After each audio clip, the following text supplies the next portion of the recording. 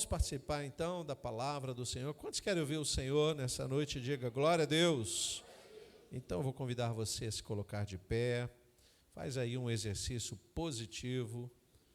Coloque-se de pé, abra por favor a sua Bíblia no segundo livro, Êxodo, capítulo 16. Nós vamos participar da palavra, ter um momento aqui de reflexão.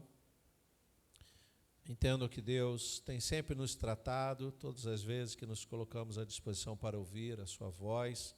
Não será diferente nesta noite. Êxodo 16, a partir do versículo 1, quando Deus envia o maná para sustentar aquele povo. Êxodo 16, versículo 1 diz assim: Partiram de Elim, e toda a congregação dos filhos de Israel veio para o deserto de Sim, que está entre Elim e Sinai, aos 15 dias do segundo mês, depois que saíram da terra do Egito. Toda a congregação dos filhos de Israel murmurou contra Moisés e Arão no deserto. Os filhos de Israel disseram a Moisés e Arão: Quem nos dera tivéssemos morrido pela mão do Senhor na terra do Egito, quando estávamos sentados junto às panelas de carne e comíamos pão à vontade. Pois vocês nos trouxeram a esse deserto, a fim de matarem de fome toda esta multidão. Então o Senhor disse a Moisés: Eis que farei chover do céu pão para vocês, e o povo sairá e recolherá diariamente a porção para cada dia. Eu os porei à prova para ver se andam na minha lei ou não. No sexto dia prepararão o que recolherem, e será o dobro do que recolherem nos outros dias, do que recolhem nos outros dias. Então Moisés e Arão disseram a todos os filhos de Israel: Hoje à tarde vocês saberão que foi o Senhor quem os tirou da terra do Egito, e pela manhã vocês verão a glória do Senhor, porque ele viu as murmurações de vocês contra o Senhor. Pois quem somos nós para que vocês fiquem murmurando contra nós? Oremos a Deus. Pai bendito, Pai amado, nós te louvamos, te agradecemos pela oportunidade de, nesse momento, nos assentarmos, ouvirmos a Tua voz. Fala conosco, Pai. Queremos sair daqui devidamente alimentados por Ti. Em nome de Jesus nós oramos, e que todos digam amém. Você pode tomar o seu lugar. Eu queria desde já que você fosse instrumento de bênção na vida do seu irmão, da sua irmã, e desse um conselho para ele ou para ela. Dirás o seguinte: meu irmão ou minha irmã, vire-se para alguém e diga: meu irmão, minha irmã, aconteça o que acontecer, não murmure, Deus está agindo. Amém. Eu creio que Deus está usando você para dizer algo que eu disse, mas que você precisa ouvir de muitas pessoas. Por que isso, pastor? Porque Deus tem muitas formas de agir em favor do seu povo. E é bem verdade que muitos desses modos de Deus agir são incompreendidos por nós. A gente não consegue entender porque às vezes o agir de Deus é mais lento, mais acelerado, porque Deus escolhe uns para uma missão, outros para outra missão. A gente não consegue compreender, mas, como diz o salmista, se esperarmos com paciência no Senhor, não só vamos ter a resposta das nossas orações, mas nós vamos compreender no total por que Deus faz assim. Hoje eu estava ouvindo sobre o trabalho lá do Grupo de Vida, em Aracaju, e o nosso irmão Eric estava compartilhando. Ele já está lá um pouco mais de um ano, e desde que ele chegou lá, nós falávamos sobre iniciar um trabalho. A Nova Vida, ela sempre começa uma reunião no lar antes de abrir uma igreja. É muito comum, né, reunir na casa de alguém que tem essa visão. O pastor tem uma visão de abrir uma igreja num local, né, como é Sergipe, longe das igrejas Nova Vida. Então, começa-se ali um trabalho, uma reunião, uma reflexão na palavra. Nós chamamos de grupo de vida. Acontece que tem mais de um ano que a gente pensou em abrir esse grupo de vida, mas sempre foi conversado sobre esperar Deus agir. O tempo de Deus. O casal estava chegando, estava estabelecendo ali a sua moradia, conhecendo as pessoas ao redor, alguns poucos parentes, e eles não foram especificamente nessa missão. Deus colocou no nosso coração o desejo de abrir esse trabalho, mas depois que eles estivessem já estabelecidos lá. Então, isso começou a incomodar um pouco o coração, tanto da família como o meu coração. E eu ficava me perguntando, será que Deus quer realmente abrir esse trabalho? Quando será que Deus vai abençoar de tal maneira para que esse trabalho comece? E nós começamos a orar. Muitas vezes ele dizia, pastor, eu não estou conseguindo enxergar um horizonte, a gente não tem muitos amigos, será que nós vamos reunir 2, 3 pessoas? Será que nós vamos conseguir estabelecer um grupo de vida para ter um culto frequente todas as semanas? E aí eu disse para ele, rapaz, o modo de Deus agir a gente não conhece, mas ele faz acontecer. E aí foi quando, no testemunho dele, a sua esposa, a irmã Silvana, foi diagnosticada com os tumores. E ela foi ao médico, a médica na ocasião disse, olha, são tumores benignos, mas você vai precisar ter uma vida saudável. Eu disse, o que é ter uma vida saudável? Você vai entrar numa academia, você vai com seu marido, você vai tomar alguns remédios, sim, mas é muito importante que você mude o seu hábito de vida. E era uma coisa que eles não imaginavam. No Rio de Janeiro, eles não tinham esse hábito. Então, eles tiveram que se adaptar a isso. Lá, eles conheceram novas pessoas, fizeram amigos na academia, e hoje, mais de 70% das pessoas que frequentam o grupo de vida são de onde? Da academia. Quando ele começou a entender que Deus estava levando ele para um lugar para fazer amigos e que esses amigos seriam levados até a casa dele pelo grupo de vida, pronto, foi o momento que Deus disse, vamos começar o trabalho. E aí nós já estamos já algumas semanas realizando esse trabalho, nós temos uma boa frequência, uma palavra ministrada, louvores, tudo isso pela direção de Deus. O que não aconteceu nesse período, nem eu e nem ele murmuramos. Nem eu, nem ele começamos a pensar que não era da vontade de Deus. O que nós pretendíamos, de verdade, era fazer tudo para a glória do Senhor. Mas mesmo que a gente queira fazer algo para a glória do Senhor, a gente precisa fazer sobre a direção dele e no tempo dele. Não é no nosso tempo e não é do nosso jeito. Isso está muito claro no texto que nós lemos, em que o povo estava sendo abençoado por Deus, saindo da escravidão, e eles não entendendo sobre essa questão tempo, não entendendo sobre como Deus age e o que Deus vai fazer realmente, eles começaram a entrar num ambiente de murmuração. Aqui está um grande perigo, e nós temos facilidade em murmurar naturalmente. O homem, mesmo não assumindo as suas culpas, a humanidade murmura demasiadamente, reclama de todas as coisas, nunca estamos contentes com nada. Quando está frio, queremos o calor, quando está calor, queremos frio. Quando temos a ausência de alguns bens, nós queremos ser abastados, mas se nós formos abastados demasiadamente, nós vamos temer o ladrão que vem para roubar, então também reclamamos. Reclamamos de tudo. Há pessoas que vivem a vida inteira reclamando, e ao chegar no fim da vida, sabe o que elas fazem? Reclamam. Reclamam porque estavam vivas e reclamam porque vão ter que morrer. Isso está muito presente no coração do ser humano, e nós entendemos que a partir do pecado isso então começa a se multiplicar. Geralmente, aqueles que murmuram não enxergam o agir de Deus. Não conseguem desfrutar de uma relação, de um Deus que sempre fala com os seus filhos. Nós temos um Deus que procura falar conosco o tempo todo. A grande questão é aprendermos a ouvir Deus. A grande questão é descansarmos o coração naquilo que Deus já está fazendo. Talvez por não entendermos o agir de Deus é que começamos a murmurar. E essa murmuração geralmente não é diretamente com Deus.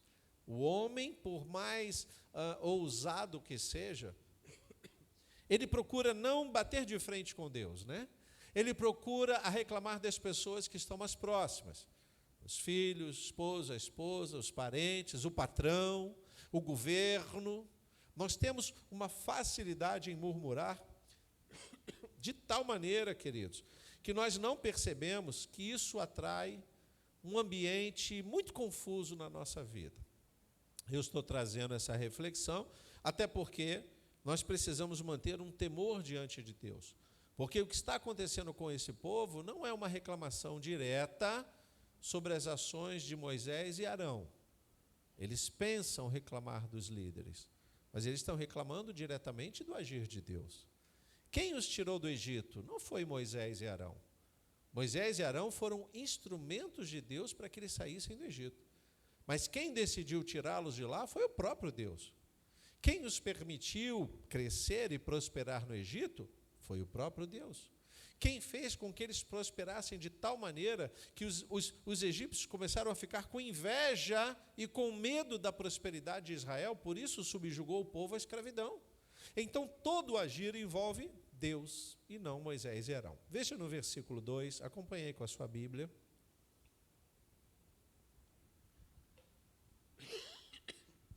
Toda a congregação dos filhos de Israel murmuraram contra Moisés e Arão no deserto. No primeiro momento, o que eles entendem? Nós vamos reclamar com quem nos trouxe até aqui.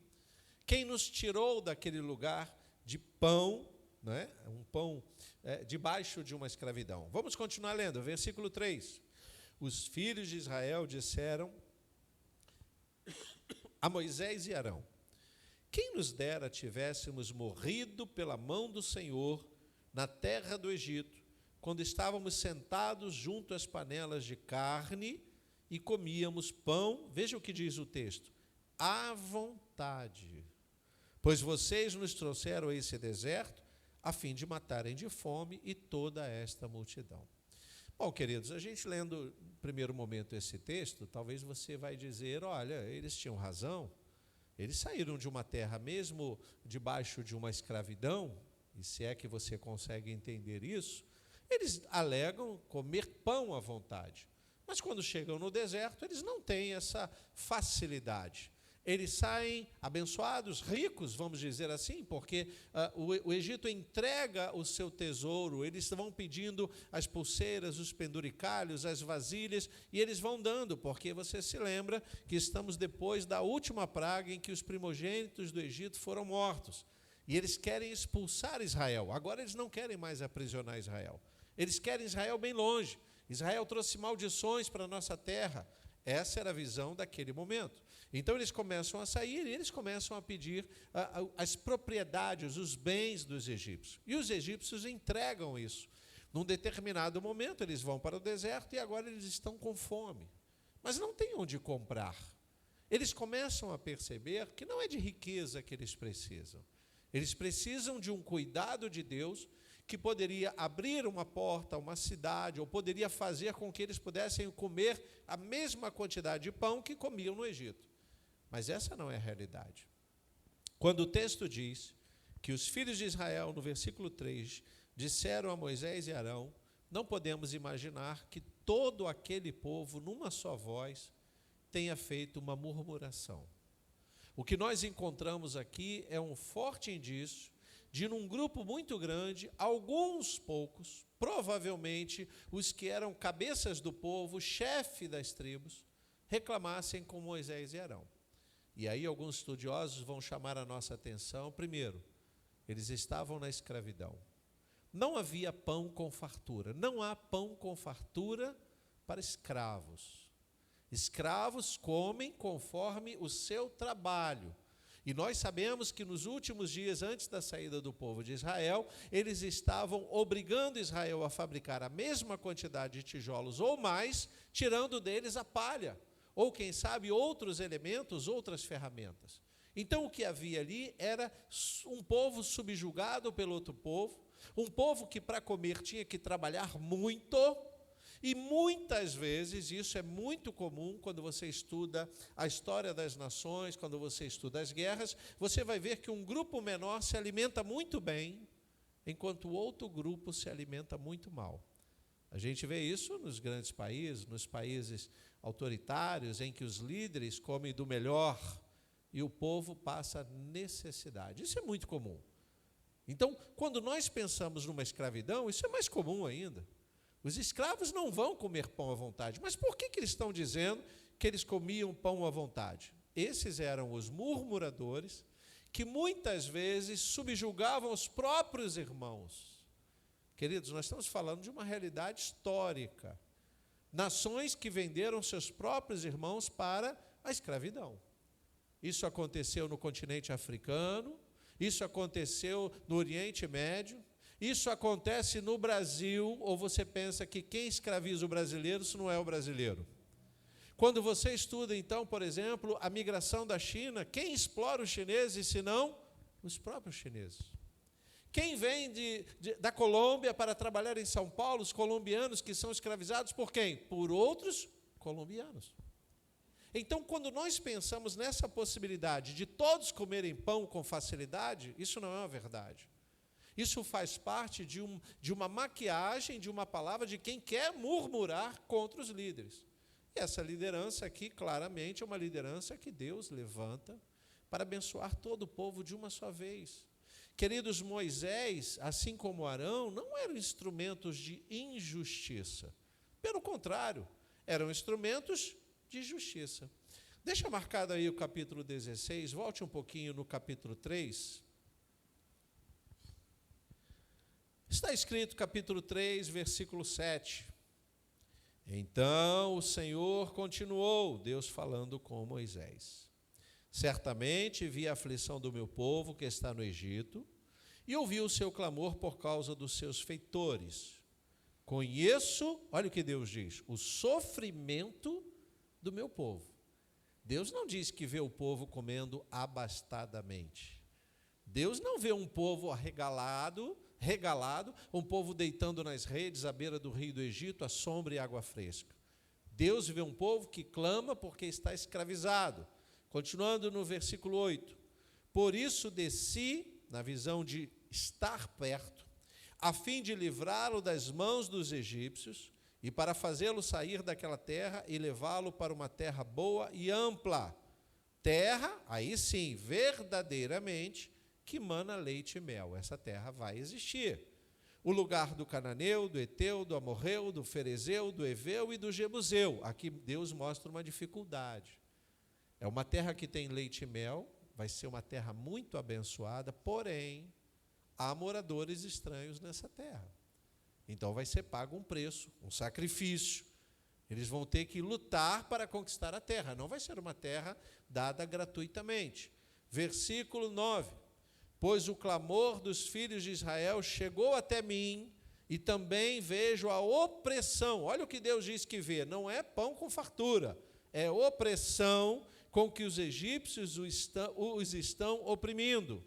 Aí Deus diz para Moisés, agora venha, e eu enviarei a Faraó, para que você tire do Egito o meu povo, os filhos de Israel. Então aqui a gente percebe que Moisés e depois Arão, que Moisés vai negociar com Deus isso, vai pedir ajuda para trazer o povo, e Arão é dado a ele como ajuda, o seu próprio irmão. Nesse momento, o que Arão vai fazer ao lado de Moisés? Praticar a justiça. Ora, vamos com mão forte, vamos mostrar os sinais, nós vamos mostrar as maravilhas, o Deus poderoso, o Deus que está sobre os deuses do Egito, o Deus que criou os céus e da terra, mas o povo, ao sair, vai encontrar as primeiras dificuldades. A distância, ser dirigidos por Deus e, principalmente aqui no meio, não se alimentar como se alimentavam antes, ou pelo menos quando tentavam se alimentar.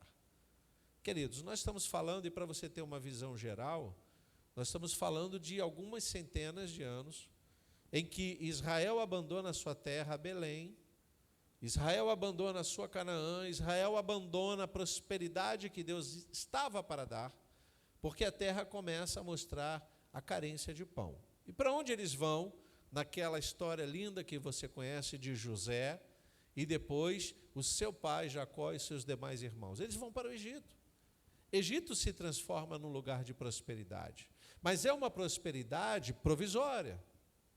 O crente ele não pode se habituar com a prosperidade desse mundo. Nós podemos crescer, prosperar, nós podemos usufruir da prosperidade desse mundo, mas se nós pensamos numa terra que mana leite e mel, nós vamos ter que lutar, enquanto estamos aqui, para alcançar essa terra. Essa mesma terra que mana leite e mel é a terra que João vê lá no finalzinho do Apocalipse, dizendo é uma terra em que as ruas são de ouro. O que ele está dizendo? Vai ser uma terra tão abençoada que nós não temos noção do que vai ser lá. Deixa eu beber um pouquinho d'água aqui. Então, o que nesse momento Israel está fazendo? Se deixando levar por um grupo pequeno de murmuradores que vão pleiteando a Moisés, né, a injustiça que eles fizeram, e não havia nenhuma injustiça, em tirar aquele povo do Egito. E aí é interessante, queridos, que há um texto lá em Romanos, se você puder abrir a sua Bíblia, Romanos capítulo 13, ou acompanhe pela TV, Romanos capítulo 13, veja que esse senso de autoridade precisa existir. Assim como as tribos, os chefes das tribos, Moisés e Arão, líder de toda esta nação, assim como havia Faraó no Egito como líder, como autoridade, é necessário que haja autoridade. Se não houver a autoridade, se não houver a concentração de uma organização, o caos impera. Precisa haver autoridade. Romanos capítulo 13, versículo 3 diz assim: porque os magistrados, e aí ele vai falar sobre aqueles que detêm o poder, que estão acima, são autoridade, não são para temor quando se faz o bem, e sim quando se faz o mal. Então eu não tenho que temer a autoridade, por exemplo, policial, se eu estiver com o documento do meu carro em dia, se eu não estiver envolvido em nada errado, a autoridade policial vai se aproximar e eu vou estar tranquilo. Se lá, pois não, seu policial, senhor, doutor, o que seja. Porque você está bem, você não tem o que temer. Então você não precisa temer a autoridade. Quem vai temer a autoridade? Aqueles que estão se deixando levar pelo mal. Continuando o versículo. Você quer viver sem medo da autoridade?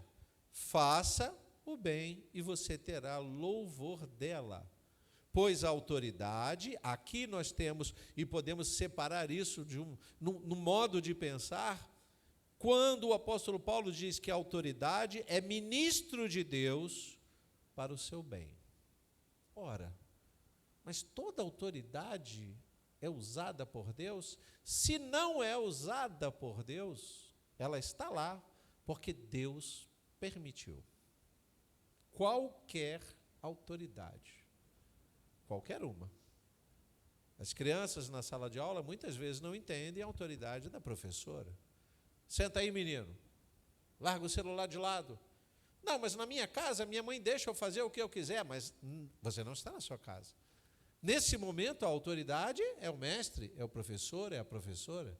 Então, se submeter essa autoridade vai ser positiva, se ela estiver fazendo o que é bom. Se ela não estiver bem, se ela estiver fora do contexto da escola, aí essa autoridade vai pesar a mão. Em que sentido? Vai dar um castigo, vai levar para a coordenação. Estou usando um exemplo bem fácil, mas a gente tem isso o tempo todo na igreja. Nós temos isso diante da autoridade policial, dos juízes dessa terra. Quando nós começamos a pensar em autoridade, a palavra do apóstolo Paulo é muito clara. Vou ler o comecinho do versículo 4. Pois a autoridade é ministro de Deus para fazer o bem. Mas se você fizer o mal, então tenha medo. Porque não é sem motivo que a autoridade traz a espada, o castigo.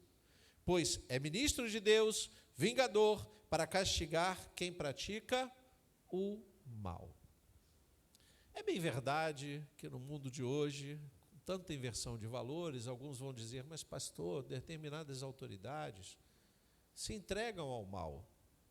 Se a gente olhar a composição violenta do nosso Estado, não é? Antigamente era o povo subjugado pelos criminosos.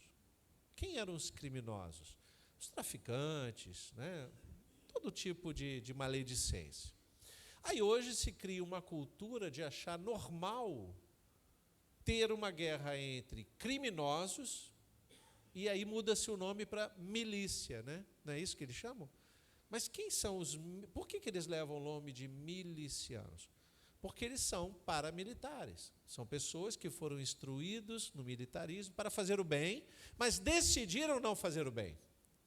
Por algum motivo, nem defendendo, nem atacando, eles hoje compõem também uma classe perigosa para a sociedade. Não é isso que a gente vê nos jornais? Guerra do tráfico com a milícia. E como fica a população? Olhando essa autoridade e dizendo, não há mais autoridade boa para fazer o bem? Ah, queridos, mas é lógico que há. Porque até mesmo essas autoridades só chegaram onde chegaram por permissão de Deus. Porque se Deus não permite, eles nem teriam nascido. E nós precisamos, não usando aí a forma clara e fácil que a internet usa, né? Outro dia recebi uma série de vídeos e comentários falando sobre aquele presidente que disse que ia ser presidente, mas morreu antes de ser, foi Deus que o matou. Eu não posso afirmar que foi Deus que o matou, mas eu posso dizer que Deus não permitiu que ele chegasse ao poder. E quando outros chegam, é porque Deus permite. É porque, de alguma forma, nós que estamos debaixo dessa autoridade, experimente do que é bom e do que é mal. Irmãos, a nossa igreja nasceu de uma forma assim maravilhosa, como filha da igreja de Belfor Roxo. E eu já contei aqui para vocês que o nosso saudoso bispo Moacir de Oliveira, né, era um bispo rígido.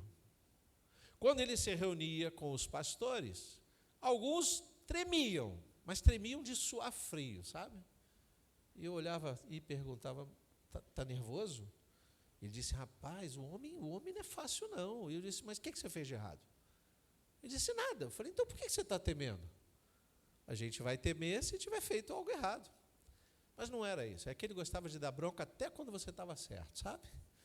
Ele gostava disso. E eu não entendi o motivo, eu falei, meu Deus, por que ele é assim? Ele encontrava alguém e você dava um bom dia, ele, bom dia por quê? Você já fez o que eu mandei? Rapaz, mas eu já fiz, ele só não foi conferir. Ele era assim, muito transparente. Até que um dia, eu já contei isso aqui, eu não me esqueço disso, eu estava lanchando num fast food da vida e tinha ali um papel daquelas bandejas com os nomes e a tradução e o que significa. Vera está rindo porque ela lembra disso. Aí tinha lá vários nomes comuns, mas tinha o nome Moacir. O que significa? Aquele que faz sofrer. E o desenho tinha, inclusive, assim, sabe, irmãos? Naquele dia eu pedi perdão a Deus porque eu pequei. Eu disse, Senhor, esse sanduíche vai me fazer mal, mas eu não posso olhar isso e não mostrar para os meus colegas e dizer, olha, pastores, descobri o motivo dele ser assim. Lógico que isso é apenas uma descontração, mas que ele era uma autoridade rígida e que, independente de estar certo ou errado, ele exercia o juízo, exercia. E quem o permitiu chegar até onde chegou? Deus. Deus. E quando algum colega, pastor, dizia, mas eu não entendo porque ele é assim, eu disse, mas nós não temos que entender. Deus que nos capacita, Deus que nos chama, Deus que faz acontecer, pode ser perguntado. Nós podemos, no livre-arbítrio que temos, conversar com Deus. Por que esses homens que estão reclamando de Moisés e Arão não oraram a Deus? Por que eles não foram diretamente subir ao monte? Logicamente, entendemos que no tempo da lei isso não era tão fácil como no tempo da graça. Mas eles não podiam tentar ouvir de Deus por que eles estavam no deserto e não tinham o pão que eles tinham lá?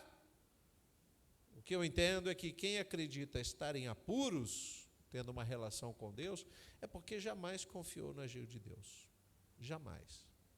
Queridos, toda murmuração contra uma liderança, guarda isso no seu coração. Não estou falando de mim, né? Me coloco como líder espiritual dos irmãos, mas pode ser em qualquer área da sua vida. Seu professor, o presidente, o governador, autoridades. Você se encontra com autoridades o tempo todo. Paulo já nos ensinou que não devemos temer autoridade se nós fazermos o bem. Se fazemos o mal, aí a autoridade vai exercer justiça. Mas aprenda algo. Se nós aceitamos a ideia de que não existe autoridade que não venha a ser, no mínimo, permissão de Deus, se nós não entendermos isso, nós vamos nos voltando contra o Deus que permitiu que aquela autoridade chegasse onde chegou. E isso está acontecendo aqui em Israel. Eles estão olhando para Moisés e Arão e não estão entendendo que quem levantou Moisés e Arão foi Deus. E Deus levantou esses homens para ajudar aquele povo que agora está resmungando contra eles. Lê no versículo 4, lá de Êxodo 16, o primeiro texto que lemos. Olha quem diz, o Senhor disse a Moisés, versículo 4, eis que farei chover do céu pão para vocês, e o povo sairá e recolherá diariamente a porção para cada dia. Mas olha o que Deus diz, eu os porei à prova, para ver se anda na minha lei ou não. Lá no versículo 8 continua, Moisés continuou, isto acontecerá quando o Senhor à tarde lhes der carne para comer e pela manhã pão à vontade. Vê que Deus já está dando pão e carne. Porque o Senhor ouviu. Quem ouviu as murmurações? O Senhor. O Senhor ouviu as murmurações com que vocês se queixam contra Ele. Mas eles não tinham orado a Deus, eles tinham conversado com Moisés e Arão. Mas veja o que Moisés diz. Pois, quem somos nós? Vocês não estão murmurando contra nós, mas contra o Senhor. É como se Moisés dissesse, reclama com Deus. Não faz muito tempo que eu disse isso para uma pessoa que estava, não reclamando de mim diretamente, mas reclamando da própria vida, né? Tem pessoas que às vezes saem do sério, se esquecem que tem uma relação com Deus, e essa pessoa me para, pastor, mas eu não estou aguentando, está acontecendo isso, a culpa é de fulano, a culpa é de não sei o quê. Ele está fazendo uma reclamação geral da vida. Eu falei, peraí. Você está reclamando de toda a sua família? Então reclama de Deus. Reclama com Deus, porque quem escolheu você para estar nessa família foi Deus. Não foi seu pai, não foi sua mãe, não foi seu tio, não foi seu primo, nem foi você. Essa escolha é uma escolha exclusiva de Deus. Você escolheu nascer na mesma família que você está hoje, pai, mãe. Eu queria ter nascido na Suíça. Eu queria ter nascido... Irmão, descansa o teu coração. Quem fez determinadas escolhas, e essa é uma principal, foi Deus. Então, o que Moisés vai se dirigir a esse povo é dizer que eles estão, na verdade, reclamando com Deus, e o modo que Deus tem para responder, às vezes não é tão bom. Às vezes é um modo dolorido. No primeiro momento, se eles estão vivendo uma escravidão, eles estão trabalhando para comer o pão. E agora eles estão na dependência de Deus mandar o maná. Você já conhece o texto e sabe que eles vão comer pão pela manhã, o orvalho, aquela escama fina, e eles juntam aquilo e preparam o pão na pedra. Coisa maravilhosa. Mas a carne... codornizes, codornas que voam baixo, eles não vão ter nem o trabalho de caçá-las. O texto vai dizer que eram tantas codornas que eles juntavam aos montes, e eles comiam à vontade, mas eles comiam à vontade no tempo que Deus dava, porque do mesmo jeito que as codornas voavam e paravam ali, elas voavam e iam embora. Do mesmo jeito que o orvalho caía e o pão estava sobre a relva, o orvalho parava de cair e não havia mais pão. Tudo isso para Deus mostrar que todos nós somos dependentes exclusivamente de Deus. Você pode dizer glória a Deus por isso? Você já teve a sensação de acordar de manhã bem cedo, pegar um dinheirinho e dizer, hoje eu estou com vontade de comer aquele pãozinho quentinho? Às vezes a gente tem essas coisas, né? Aí você pega o dinheirinho, vai até a padaria, chega lá, a padaria está fechada. Aconteceu algo, faltou luz, o padeiro não veio. De que vale o seu dinheiro? Você vai ter que se esforçar um pouco mais para procurar outra padaria. Então, o que garante o seu pão fresquinho não é o seu dinheiro. Até porque você nem sabia se teria saúde para andar até a padaria. Ou se poderia digerir o pão. Dependemos de Deus para todas as coisas, louvado seja o Senhor. A Ele nós devemos dar toda a honra, toda a glória e todo o louvor. Esse povo vai ser agora provado. Lá no versículo 6 diz assim: então Moisés e Arão disseram a todos os filhos de Israel: hoje à tarde vocês saberão que foi o Senhor quem os tirou da terra do Egito. É como se Moisés, um tanto quanto, você sabe que Moisés é meio irado, né? Moisés é meio Moacir, até o nome parece um pouco. Moisés está arretado. Moisés não gosta desse negócio de se reunir para reclamar com ele. Então Moisés, tá bom, logo mais à tarde vocês vão ver que quem trouxe vocês aqui foi Deus. E por que vocês estão reclamando comigo? Eu só estou fazendo aquilo que Deus me manda fazer. Antes que vocês entrem no pecado, Moisés já dá logo um chega para lá neles. Mas esse é o papel do líder, irmãos. Ora, se você é chamado para exercer uma liderança, quer seja no seu trabalho, quem é pai e mãe aqui sabe o que eu estou falando, exerça a liderança conforme o querer de Deus.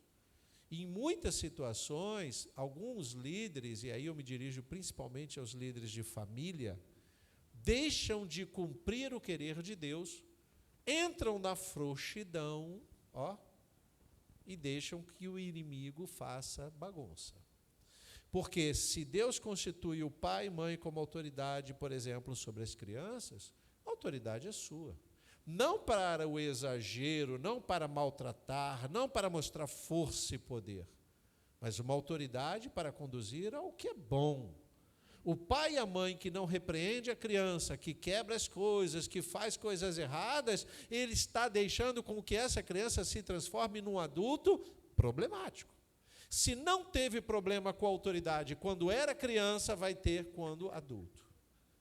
E o problema, quando adulto, com as autoridades, é muito pior.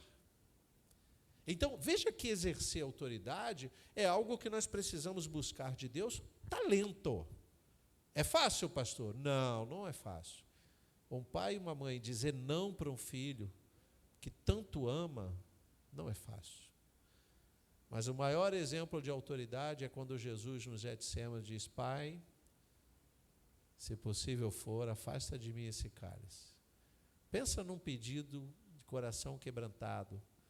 E o pai poderia ter dito: meu filho, sai daí, porque essa humanidade não merece você, não. Sai, vem para cá, vem, eu vou te salvar. Vou mandar uma miríade de anjos. Mas a resposta de Deus no silêncio foi: não afasto o cálice. Cumpra a missão. Que autoridade. Cumpra a missão. E essa missão é cumprida. Veja que nesse momento o que está acontecendo aqui é que Moisés não dá facilidade para os murmuradores, mas também não quer o mal deles. Verdadeiramente, eles não vão impedir, aqueles poucos murmuradores não vão impedir as bênçãos de Deus. As bênçãos de Deus vão continuar recaindo. Eles vão comer pão, vão comer carne, mas olha o versículo 7.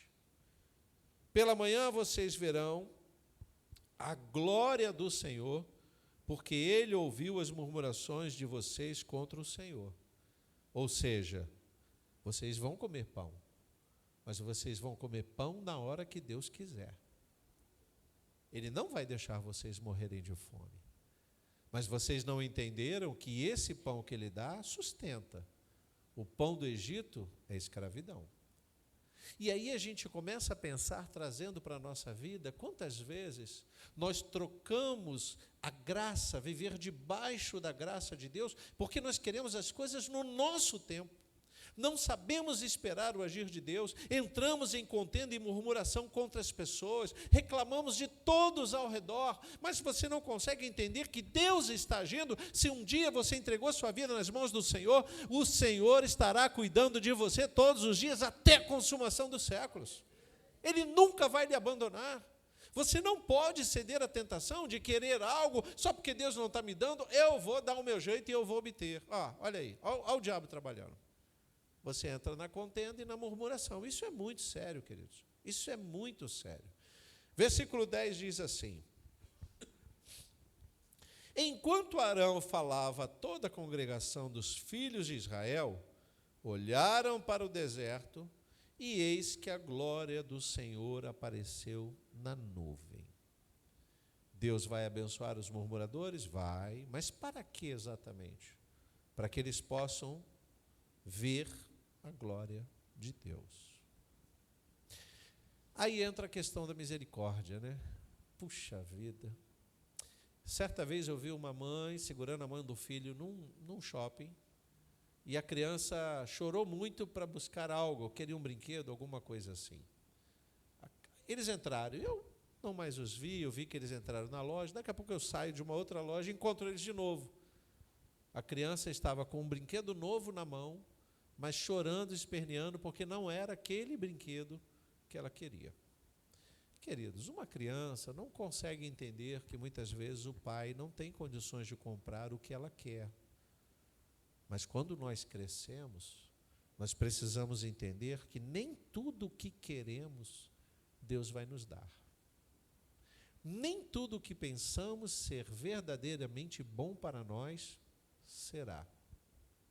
Eu não posso me esquecer da passagem de Atos 3, quando Pedro e João vão entrando na porta formosa, no templo, e tem um coxo pedindo esmolas. O que esse coxo precisa é o que ele pede: dinheiro. Eu estou mendigando, eu estou pedindo esmolas, o dinheiro vai ser útil, eu vou comprar comida, eu não tenho onde trabalhar. Então, nessa visão, ele pede o que ele entende que é o melhor para ele. Mas mesmo sendo o que ele precisa no primeiro momento, o que Pedro e João dão a ele? Algo que ele não havia pedido: Jesus Cristo. Você quer Jesus Cristo? Então levanta. E eu não consigo não ver, eu não consigo ler esse texto e não ver ele estendendo a mão e o coxo aceitando ajuda. Se ele não aceita aquela ajuda, ele nunca seria curado. Passaria a vida toda pedindo esmolas. Diz o texto que ele se levanta, dando glória a Deus, entra na igreja, porque nem na igreja ele podia entrar, porque era coxo. E o judeu olhava a doença como maldição. Então, tudo é transformado simplesmente porque ele recebe aquilo que realmente ele precisa, não o que ele quer. Então, se você ainda não tem o que você quer, para de murmurar com Deus. Procure enxergar que Deus já tem lhe dado tudo o que você realmente precisa. Você está na casa de Deus hoje? Você pode dizer glória a Deus por isso? Versículo 9: Então Moisés disse a Arão: diga a toda a congregação dos filhos de Israel: cheguem-se à presença do Senhor, pois ele ouviu as murmurações de vocês. Murmuração é como oração. Murmuração é exatamente como oração. O que é oração? É a conversa que nós temos com Deus, e a palavra nos ensina que Deus responde. Deus nunca deixa os seus filhos sem resposta. E as murmurações? Exatamente igual. Porque se nós colocamos o nosso coração diante de Deus e dissemos para Ele que nós confiamos no seu agir, que Ele é fiel, que Ele não nos abandonará, que Ele é o mesmo de ontem e hoje eternamente, que Ele estará conosco todos os dias até a consumação dos séculos, por que eu ainda murmuro?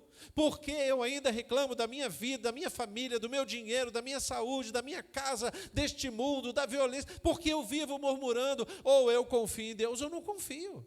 Será que ao invés de murmurar eu não posso ter um diálogo com Deus? Será que eu não posso, antes de dormir, chamar o Senhor e dizer tudo o que eu estou sentindo, por mais que Ele já saiba?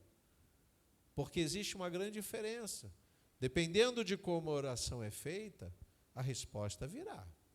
Aqui o que Moisés e Arão estão dizendo para esse povo é que eles vão ter resposta, mas não a resposta de uma oração pedindo a misericórdia de Deus para que o pão fosse dado diariamente. Não. A resposta vai ser: o pão que vocês precisam eu vou dar, mas vai ser na hora em que eu quiser e do jeito que eu quiser. Não é como vocês querem. Veja a autoridade sendo exercida. Lá no versículo 12 diz: tendo ouvido as murmurações dos filhos de Israel, diga-lhes: ao crepúsculo da tarde vocês comerão carne, e pela manhã vocês comerão pão à vontade, e saberão que eu sou o Senhor, seu Deus. Vocês vão ser abençoados, mas vai ser do meu jeito e no meu tempo. Nesse momento a gente começa a pensar o quanto vale a pena a gente esperar aquilo que Deus tem para nos dar, mais do que ficar insistindo com coisas que nem sabemos se são boas realmente para nós.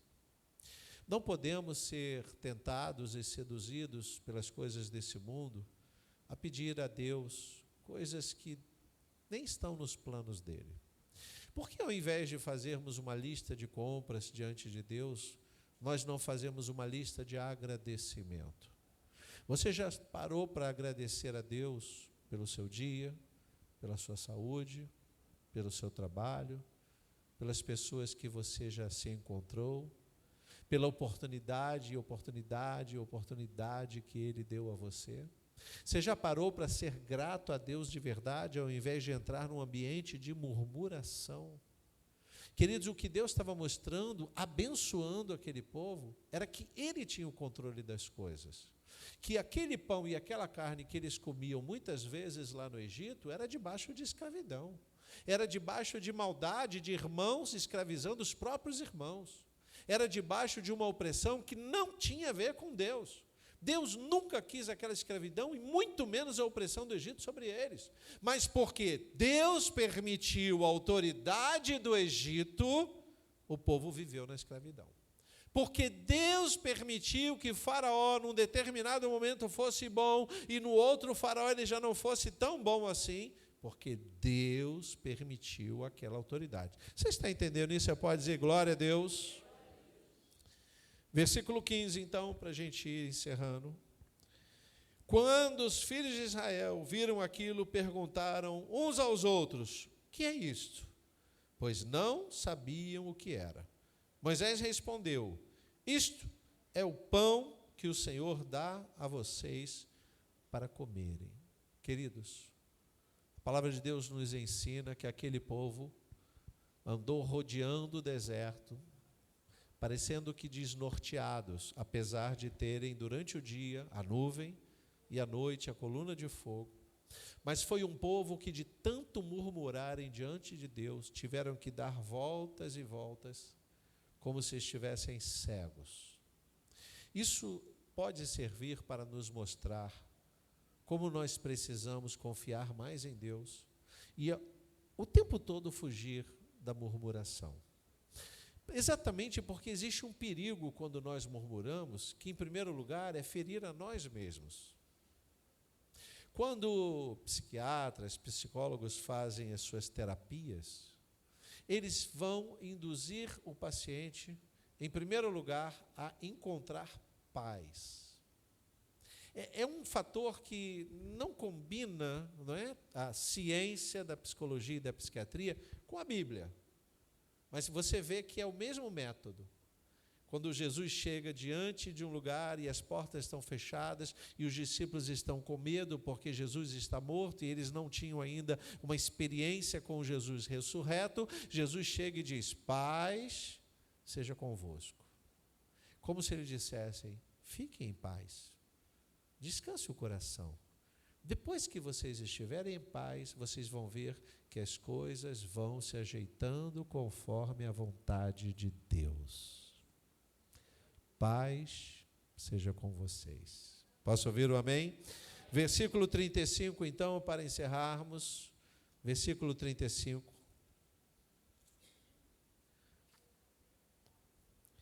E os filhos de Israel comeram maná durante quantos anos, irmãos?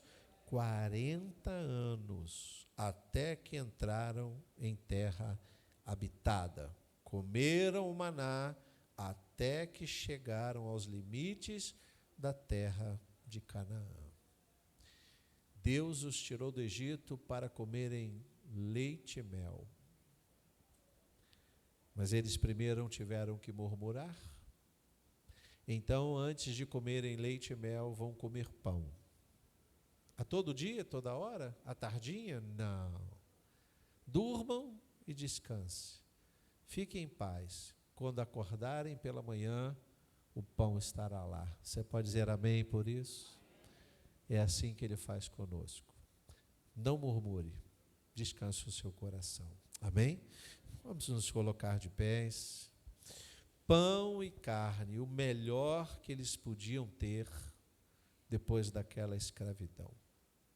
E depois de alimentarem a carne, nós lemos que a nuvem da glória de Deus apareceu para eles. Ah, se eles entendessem que o que realmente eles precisavam era da glória de Deus. Queridos, nós podemos pedir tantas coisas a Deus. Você pode vir à igreja e não é nenhum pecado você pedir uma porta de emprego. Você pode pedir a conversão de alguém, você pode pedir a libertação. Mas experimente pedir num culto, ou em todos os cultos que você tiver, a manifestação da glória de Deus sobre a sua vida. Experimente dizer: Senhor, eu quero tanto me encontrar contigo hoje, Senhor. Talvez você queira dizer com as suas palavras isso. Feche seus olhos, curva sua cabeça um instante. Talvez você queira nesse momento não pedir nada, mas dizer: Senhor, me dá porção da tua glória nesta noite, Pai. Que verdadeiramente esta palavra que foi lançada ao meu coração possa dar frutos e frutos maravilhosos. Que a tua paz esteja no meu coração, principalmente nos momentos em que eu sou tentado a murmurar quanto às coisas. Deus sabe que nós não resistimos os dias são maus, os dias têm nos feito pecar, muitas vezes por palavras, pensamentos, até mesmo por ações. Mas se você ouviu esta palavra hoje, é porque Deus quer que você pare um pouco. Não murmure sobre nada na sua vida. Não reclame da sua saúde, que pode ser falha. Não reclame do seu dinheiro, que talvez não dê para pagar todas as contas. Agradeça pelo dinheiro que já pôde pagar uma ou outra conta. Não reclame de tudo que está nesse mundo, porque foi este o mundo que Deus nos deu para cuidarmos. Mas lute para chegar à terra que emana leite e mel. O tempo de caminhada no deserto vai ter um fim. Os 40 anos rodando, olhando de um lado para o outro, vai chegar ao fim. E nós vamos entrar na terra prometida. Peça isso ao Senhor. Pai, que eu possa em paz caminhar nessa terra para alcançar a promessa que o Senhor fez para cada um de nós, Deus. Que possamos alcançar esta terra prometida, Senhor, e ali debaixo da Tua graça e da Tua proteção desfrutarmos do leite e do mel reservado para cada um de nós, Pai. Ajuda-nos, Deus, dá-nos firmeza de fé. Não permita que entremos na onda deste mundo de murmurações para todos os lados, de contendas. Ah, Senhor, livra o nosso coração desse mal, Pai, e nos dê a Tua paz. Em nome de Jesus nós oramos.